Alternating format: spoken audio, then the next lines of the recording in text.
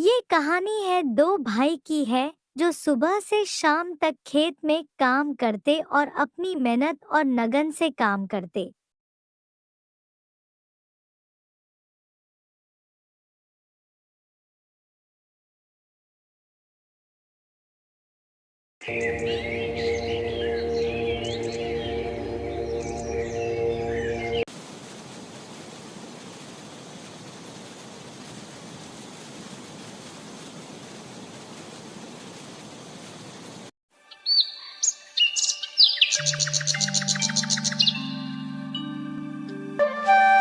एक दिन गांव में एक साधु बाबा आए। उन्होंने गांव में घूमते हुए लोगों को आशीर्वाद दिया और सत्संग कीर्तन किया। गांव के चौराहे पर वहां के लोगों ने प्रवचन का आयोजन किया। साधु बाबा वहां आए और गांव के लोगों को प्रवचन देने लगे। राम और श्याम भी वहां प्रवचन में थे। हमारे जीवन का उद्देश्य केवल भौतिक सुख सुविधाओं को प्राप्त करना नहीं है, बल्कि आत्मिक उन्नति और आंतरिक शांति प्राप्त करना है। संसार में सभी प्रकार की भौतिक वस्तुएं क्षणभंगुर हैं, वे आती हैं और जाती हैं। लेकिन आत्मा का आनंद और शांति अनंत हैं। इस संसार में हमें चारों ओर अनेक प्रकार की बाधाएं और समस्याएं दिखाई देती हैं। हम इनसे घबराते हैं और अपने आप को कमजोर महसूस कर। जो भी कोई मेरी सेवा करेगा, उसे मैं एक वरदान दूं। राम ने साधु बाबा की सेवा के लिए श्रमदान किया और उन्हें अच्छे अच्छे भोजन बनाकर खिलाया। वहीं श्याम ने साधु बाबा की सेवा के लिए पूरे गांव में घूमकर उनके सत्संग की महिमा सुनाई। साधु बाबा दोनों भाइयों के सेवा भाव से प्रसन्न हुए और उन्हें वरदान देने का वचन दिया।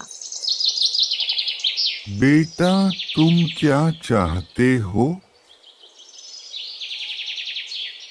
बेटा, तुम क्या चाहते हो? बाबा, मुझे इतना आशीर्वाद दें कि मैं अपने माता पिता की सेवा अच्छी तरह से कर सकूं और हमारी खेती अच्छी हो। तुम्हारे खेत में अब हर बार अच्छी फसल होगी।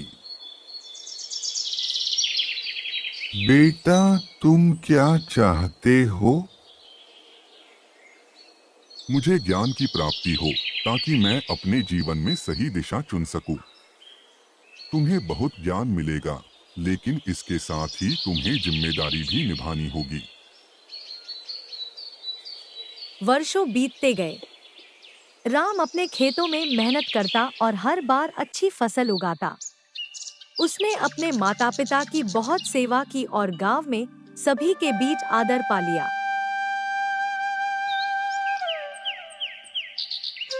दूसरी ओर श्याम ने शिक्षा प्राप्त की और विभिन्न विषयों में ज्ञान अर्जित किया। वह गांव में लोगों को शिक्षा देने लगा और समाज में बदलाव लाने की कोशिश की। अभी भी कई जगहों पर बच्चों को शिक्षा प्राप्त करने के अवसर नहीं मिलते।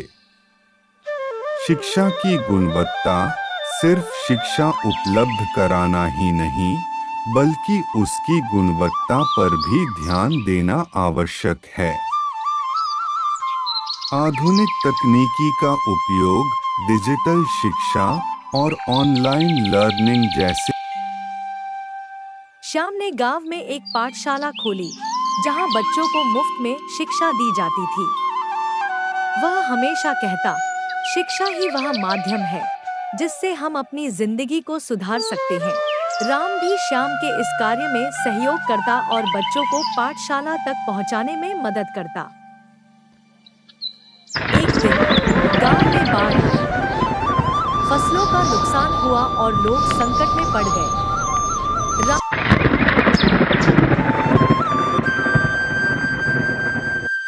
राम और श्याम ने मिलकर लोगों की मदद की।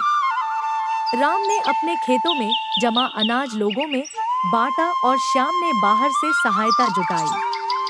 उन्होंने बाढ़ के बाद गांव के पुनर्निर्माण के लिए मेहनत की। राम और श्याम की मेहनत और ईमानदारी को देखकर साधु बाबा फिर से गांव में आए। उन्होंने दोनों भाइयों को बुलाकर कहा,